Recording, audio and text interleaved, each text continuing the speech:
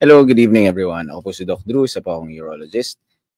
Sasagutin natin ngayon yung isa nating natanggap na tanong dito sa Facebook tungkol sa kidney stones at shockwave. Yung tanong na yon ay kaya ba ng shockwave daw ang lahat ng kidney stones? Well, sige tingnan natin.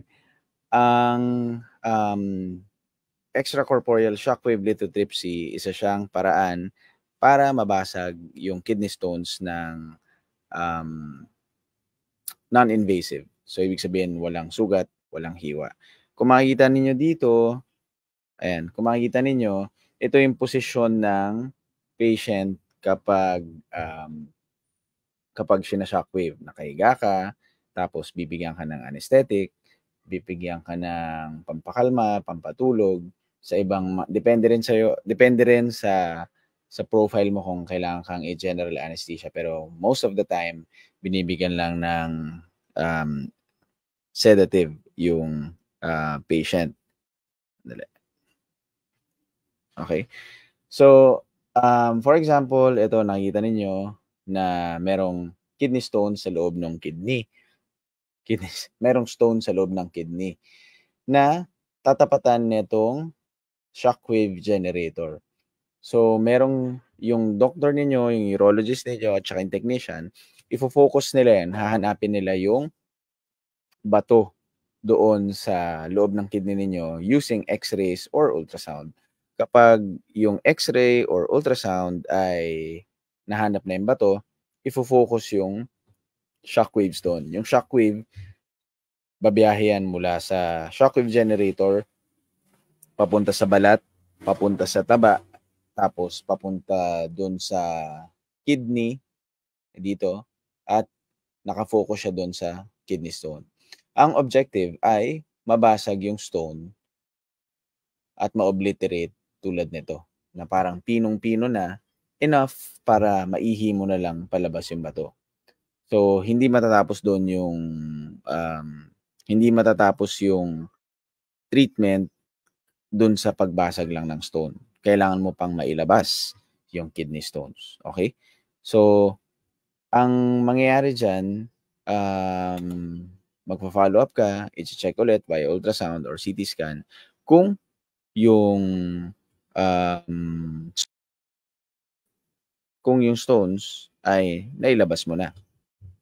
Okay, so ang tanong, kaya ba ng shockwave ang lahat ng kidney stones? Andres, yung sagot doon, yes, kaya kung kaya, pero meron siyang binabagayan na type of kidney stone. Let's just talk about size muna. Okay?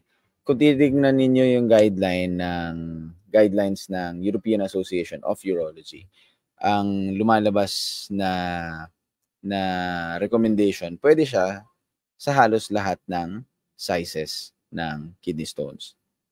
Hanapin natin yun. Okay. Pwede siya sa almost, dito na siya pumunta. Dali. Pwede siya sa halos lahat ng type ng kidney stone, sa size, kung size ang pinag-uusapan. Pero, ang laban dyan ay ang tanong dyan ay kung mai-clear mo ba sa isang session lang yung pagtanggal ng kidney stone. Papakita ko sa inyo yung sobra na to.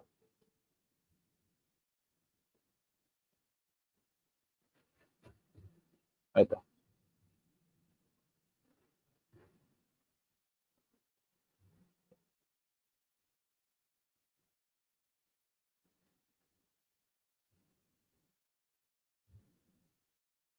Sige, may papakita ko sa inyo na chart.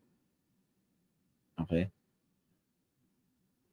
Okay. So, yung SWL dito, yan yung shockwave lithotripsy. Okay? So, kung size lang pinag-uusapan, kung more than 2 centimeters, nandun yung SWL. Pero hindi siya yung first choice mo. Yung percutaneous nephrolithotomy pa rin yung first choice kasi yun yung pinakamataas ang stone-free rate sa isang session lang, makukuha mo agad lahat ng bato. Kasi tandaan niyo, diba yung premise, kapag nag-shockwave ka, kailangan mo pang mailabas yung bato para ma-clear ka na ng stone. Pag 1 to 2 centimeters, nandun pa rin yung shockwave lithotripsy. Di ba? Ayan. Lakihan pa natin. Shockwave lithotripsy. Pag less than 1, nandun pa rin yung shockwave lithotripsy. Pero nandun na siya sa number 1 choice mo. Kasi smaller stone, mas madaling basagin, mas madaling ilabas. Pero yun, di ba? Hindi siya, pwede siya sa kahit anong size. Pero ang labanan nga dyan, kung masu-stone free ka na ba at kaya ba ng isang session lang. Pag sa lower pole, ibig sabihin nasa bandang baba ng kidney, pwede pa rin ang shockwave, pero meron lang pinapaboran na mga factors tulad ng dapat maliit lang, dapat hindi manipis yung dadaluyan yung infundibulum. Judgment call pa rin yan. At depende pa rin, judgment call pa rin ng neurologist ninyo at depende pa rin dun sa overall status ninyo at dun sa anatomy ng kidney ninyo. Marami-raming factors bago i-recommend kung kayang shockwave yung stone ninyo. So, para dun sa tanong na natanggap natin kung kaya ba ng shockwave ang lahat ng kidney stones, meron pa rin, ang direct sagot dyan, hindi.